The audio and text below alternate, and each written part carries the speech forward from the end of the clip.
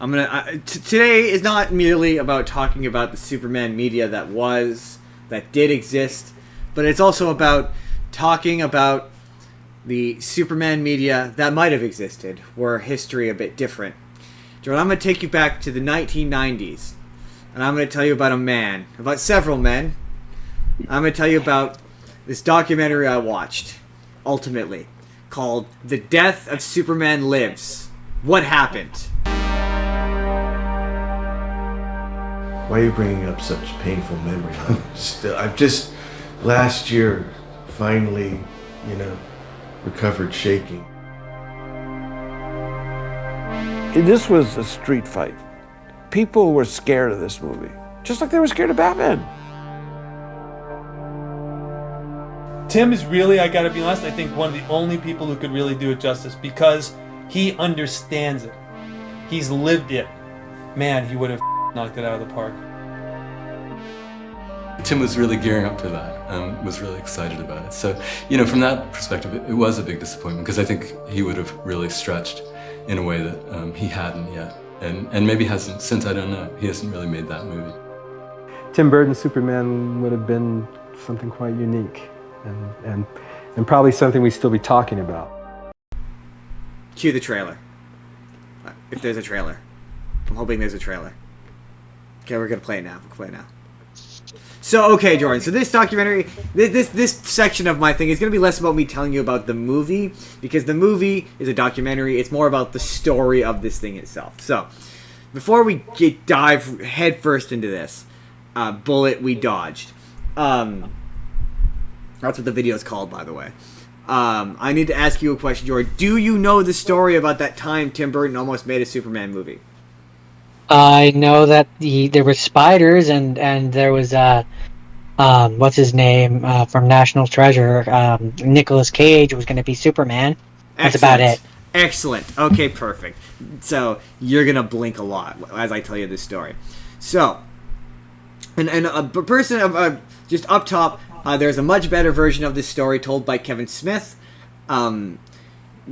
Go Google YouTube after you watch this video.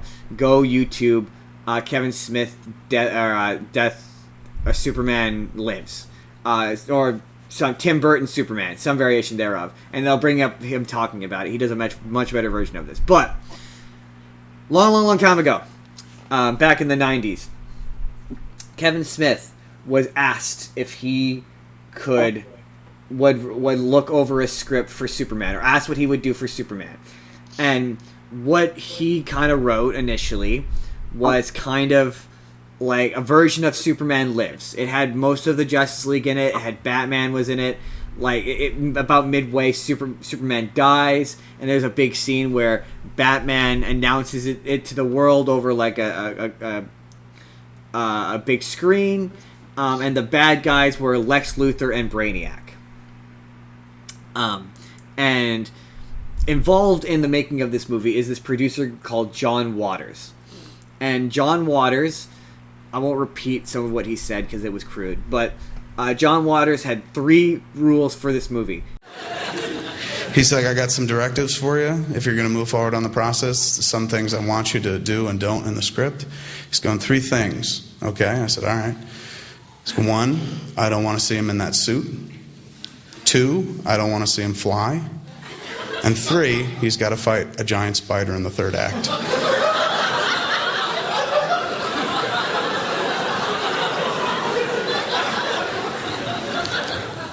And I'm like, let's go back to 1. Number 1, he's not allowed to fly. Can't fly. Not allowed to fly. But he's like, but Superman flies. That's kind of his whole thing. Yeah, no, not allowed to fly. Number 2, doesn't want him to wear the costume. He's not allowed to wear the costume. He because it looks too slur. He used a slur. You can't have the costume. And number 3, in the 3rd act, he has to fight a big giant spider. So who is this guy and why is he making these demands? He is the producer of the movie. The money guy. Got it. And so yeah. So we have to listen to him. These are his 3 edicts of the movie. Okay. And so the Kevin Smith portion of this is he went back and forth a bunch, and in the documentary, they very impressively interview most to all of the people involved in the making of this movie. So he interviews Kevin Smith, John Waters, Tim Burton, everyone. It's incredible. The short review of the documentary itself, apart from some criticisms, which I'm going to get to once I tell you the story of the movie, is really thorough. And you really, they tell you everything. And it's really incredible. If you're interested in this story at all, it's on YouTube. It's called The Death of Superman Lives What Happened. It's directed by Jon Schnepp, who sadly passed away shortly after the movie was finished. But it is really quite good. That's the review of the documentary itself. It also will tell you a much more elongated and better told version of the story I'm about to tell you. Here we go. Okay, so Kevin Smith takes this script and so in the documentary, John Waters says that this is bullshit, that this is not true, that Kevin Smith is lying. He did not say those three things. He's like, of course Superman has to fly. He's Superman, and of course he's gonna wear the costume. He's Superman. And then the Kevin Smith part of this is it goes back and forth a bunch. He eventually gets let go, kicked off the project when Tim Burton gets brought in, and he brings in his own writers, yada yada yada. But a couple years later, whatever, he's sitting in the movie theater watching Wild Wild West, which also is produced by John Waters. And you'll never guess what shows up in the third act of that movie. A giant spider. You better believe it's a giant fucking spider. So, Kevin Smith was right, and probably what he said is true. Right. So okay. So yeah, they bring in Tim Burton to make this thing, right? And up top, I've never seen a person more ill-suited for a character than I've ever seen. Like you think Zack Snyder fucked up Superman. A lot of Zack Snyder's ideas he shared with Tim Burton. Like he drastically misunderstood the character in a way that no one did until Zack Snyder. It's incredible. So his big thing was like he wanted to really emphasize the alien part of Superman. So he really wanted to emphasize the weird alien portions of it. So Brainiac is in it. Oh, they also wanted to do the death of Superman. They insisted, despite the fact that they hadn't done a Superman movie yet, they wanted to do the death of Superman. So, odd one to start with, but we're gonna have a Superman movie where the main character just dies. Yeah, pretty much. Yeah, he dies midway through the movie, and he goes into and part of it is they introduce a new character, which is basically like the narrative. It accomplishes the same thing as basically, you remember in Man of Steel how he had hologram Space Dad telling him what to do. It's basically that combined with the owl from Sonic the Hedgehog. Remember the owl from the Sonic the Hedgehog movie? Longclaw? Yeah, it's kind of like that, where it's this sort of Kryptonian robot that like teaches Superman about Krypton. That went beyond just a projection. I was playing with looking at owls as a kind of a touchstone, sort of like Brainiac was Cobra. I felt like K was Owl, and was designed to not only sort of nurture and envelop Superman when he was a baby, but to teach him, to train him, to befriend him. And literally, visually, after Superman is killed by Doomsday, K resurrects him and becomes the new costume. I always felt that having K gave us some more physical presence of Jor-El. Really, the focus was on Nick's character, on Superman and Clark, and that part of the story. Because the whole thing is, in this movie, Superman doesn't find out that he's an alien until like midway in the movie. He's on a date with Lois Lane, and that's when his powers kick in, and he leaves. And also, yeah, so in Tim Burton's version, he doesn't fly. They say that this is all like the Max Fleischer cartoons where he didn't fly, which is ironic for reasons when we talk about those cartoons later we'll get into. So Steam He doesn't change his suit. He doesn't look for a phone booth or anything. He just burns out of his suit. He takes off, and that in itself is enough to just, shred the clothes.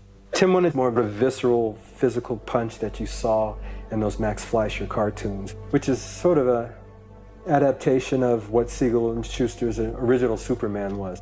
That was our Kal-El, that was our Superman. He's not somebody you could fly. Tim said he didn't like the idea of this sort of magical flying, of just floating in space. And so he said he wanted to ground it and tie it to physics. So he doesn't fly, but he probably would have jumped tall buildings in a single bound. Right, yeah, exactly. And he has this costume, which doesn't look anything... So, I will say, of the 3 stipulations, to me, that wouldn't have necessarily been a deal breaker. I wouldn't... Like, him not flying, okay, that would be a classic callback kind of Sure, thing, but, right? but by that point in the 90s, you'd be like, why the fuck isn't Superman flying? You gotta play it in his time, though. For me, the 2 things that are deal breakers are him not being in the suit and the spiders. The spider thing is weird. Well, he called it a Thanagarian snare beast. That's what he kept calling it. It's a you can call it whatever you want. It's a gigantic spider, and that's weird to me. Big old spider, yeah. And so then they show this guy insists, right, that this isn't true, that this stuff isn't true. But as you see them describe Tim Burton, he doesn't fly. He fights. Or at a certain point after he dies, he goes into this regeneration machine, and he comes out of it in a suit that has what looks like the S, but he's merged with this. I don't remember what the thing was called, but he's now merged with this thing in a new suit that doesn't really look like the Superman suit. It kind of vaguely does, because it's kind of dark red, like this darkish blue. And it has what kind of looks like an S, but not really. It's just a kind of random symbol. It sure sounds like we dodged. It sure sounds like we dodged a bullet, right? And like all of the they got as far into this because obviously, inevitably, spoiler alert, it got canceled because of and for the reasons they say in this documentary are I think are lies, or I think they're downplaying, because they're like, the studio had a series of, because this is Warner Brothers, right? So one of the talking heads is an executive from Warner Brothers, and he said how they had a series of flops, and the budget on this movie was ballooning because they had all these crazy like action set pieces, and they basically told Tim Burton they could do whatever they want. At one point, Brainiac would have turned into like a big spider. Like, he would have been Brainiac's head with like spider legs. That was like his real body, and he was in like a robot body. And like Nic Cage's version of Clark Kent like wasn't completely uninteresting, but just kind of so he was gonna kind of be in description, it sounded sort of similar to and they show you costume designs, and he's like a nerd. He kind of reminded me of how they described him as Amazing Spider-Man 2. Yeah. Jamie Foxx before he becomes Electro. Oh, where he looks like someone cosplaying as a nerd? Yes, that. Both Tim and Nick had this idea of like Clark Kent was going to be a bigger freak than Superman, almost. Like Clark Kent would be the alien. It's a combination of wanting to hide and also Superman and Superman. Look good in Benihana's on your day. Superman and Super Freak. Yeah, I guess the equivalent of Clark Kent now would be those guys like in Silicon Valley, like those kind of brainy guys that are sort of, who knows what their secret life is. Nobody would think this is Superman. Yeah. Yeah. You're also dressing like one of these guys at these science fiction conventions. He asked Lois to join him and go to Perry White's journalist convention. Where he's basically just like this socially awkward outcast, and that was his whole bit. That was the whole thing, is he was this weird, and so he discovers that he's an alien. It was also oddly xenophobic, because like he discovers he's an alien, and then he freaks out, and his whole thing is he's insecure about the fact that he's an alien, and he's upset about the fact that he's not human. What else? else. The suit looked bad. You see a bunch of the costume tests, and they all look bad. Like Nicolas Cage was just the wrong. And my biggest criticism of this documentary is they make it sound as though this would have been a good thing. They're like, oh yeah, we missed out on this great treasure of a movie, but every description of it, every time they discuss like Superman and how he's this otherworldly being who is that was his big thing. I saw Superman as this character who was removed from Earth, and I said that shows to me that you fundamentally, and I think you will agree with this, don't understand Superman, because Superman is of Earth. That's his whole deal.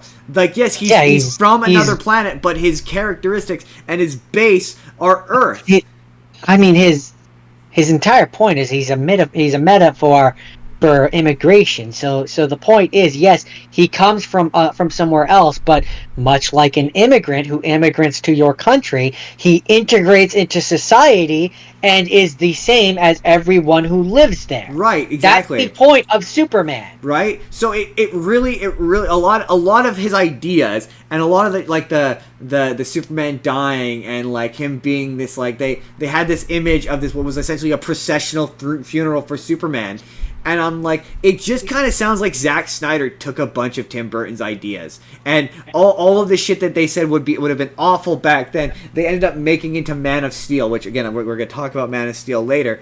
But like, yeah, this sounded terrible, and like the only benefit to it is maybe if this had come out and we had gotten this terrible Superman movie, like, you know, like this would have been Superman's equivalent to Batman and Robin, like just an awful, god awful movie. Maybe we would have skipped over the Man of Steel part of Superman's cinema, and would have got straight to a good Superman movie because it sounded bad. But what's funny, is that the reason they say it got canceled, because the studio had a bunch of bombs, and that was getting expensive, and that they say in this documentary, like, and the studio was just afraid of taking doing a weird, auteur,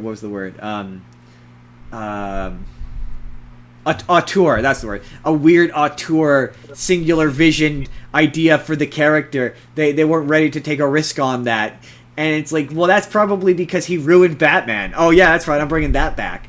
But that's probably because he massively tanked Batman, the Batman franchise, which yielded his like, because his whole thing is apparently he said that he didn't like, he was reluctant to do that Superman movie because he had such a bad time doing Batman, because part of this documentary they say that on Batman the first one, the studio controlled so much of what he did, and the only reason why he came back for the second one was if they would let him do exactly what he wanted, and that movie sucks. It's the worst Batman movie. I'm still standing by that. It's the worst Batman movie.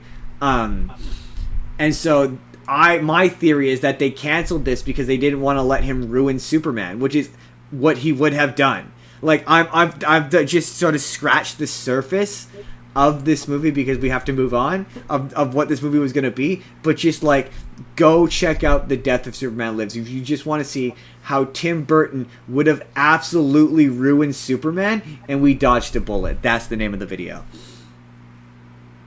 Well, all right then, that's fair. It sure does sound like he was gonna done ruin Superman.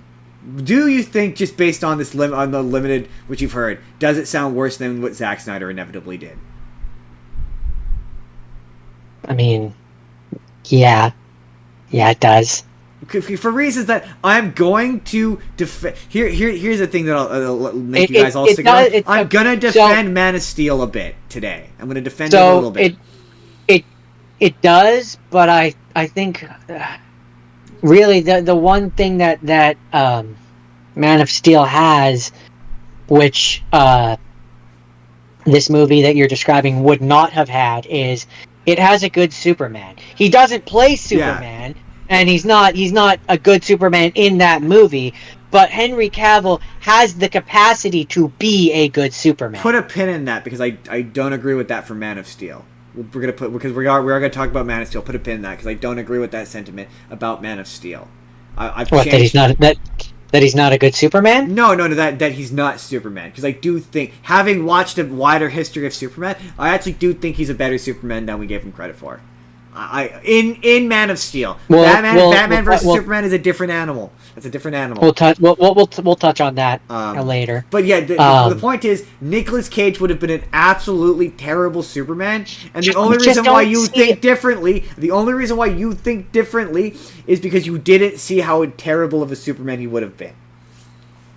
No, I don't see in any world where he would have been a good Superman. You should hear him talk about the character. He's so fundamentally misunderstood. You know what? Fuck it. I'm gonna send it to you because it's a thing you can watch while playing video games. Like it's not that long. It's an hour and a half. I mean, even just personality-wise removed.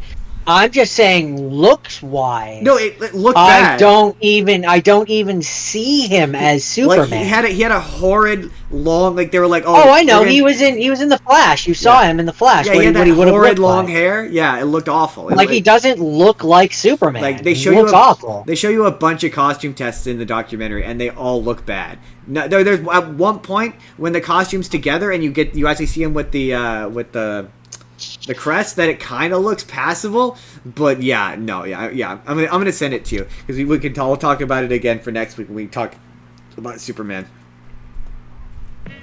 Hey there, everybody. Let's Card Justin here. Feel free to let me know down in the comments exactly why I am objectively correct and how Tim Burton nearly ruined Superman and how we all dodged a collective bullet. Let me know why I'm correct in the comments down below. But in the meantime, if you would like to see the full podcast that this video is from, you click the box on the left, and that's going to take you to our mega fun-size, extra-size Superman special, where we're talking about all kinds of crazy Superman stuff. Or, you click the box on the right, it's going to take you to a random video that YouTube thinks you're going to enjoy. Hit subscribe if you haven't already. We put new videos out 7 days a week, including a slew of Superman videos coming out the rest of this week. Or, you can just leave us a like, that also helps us out. But, we'll see you all in the next video. Have a good day, everybody.